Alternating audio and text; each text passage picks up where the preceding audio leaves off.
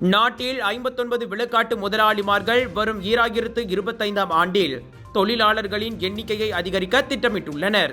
31 விழுக்காட்டினர் நடப்பிலுள்ள ஊழியர்களின் எண்ணிக்கையே போதுமென கருதுகின்றனர். பிரபல மனிதவள ஆய்வு நிறுவனமான ரென்ஸ்டட் மலேசியா மேற்கொண்ட 2025 வேலை சந்தை கண்ணோட்டம் மற்றும் ஊதிய உயர்வு போக்கு மீதான ஆய்வறிக்கையில் அது தெரிய வந்துள்ளது.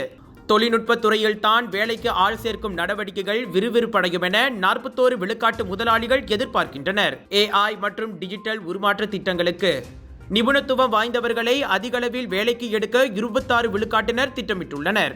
தேவைப்படும் திறமைகளை வைத்துள்ளவர்கள் நேர்காணலின் போது அதிக சம்பளத்திற்கு பேச்சுவார்த்தை நடத்தலாம் என்பதால் அச்சூழலை எதிர்கொள்ள 52 விழுக்காட்டு மலேசிய நிறுவனங்கள் புத்தாண்டில் சற்று பெரிய பட்ஜெட்டை ஒதுக்குவதும் கண்டறியப்பட்டுள்ளது.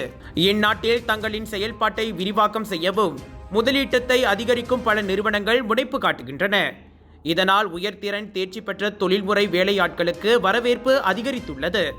அதே சமயம் டிஜிட்டல் தயாரிப்பு மற்றும் கட்டுமான துறைகளால் ஊந்தப்பட்டு 2025இல் மலேசியா தொடர்ந்து வலுவான பொருளாதார வளர்ச்சியை பதிவு செய்யும் என எதிர்பார்க்கப்படுகிறது.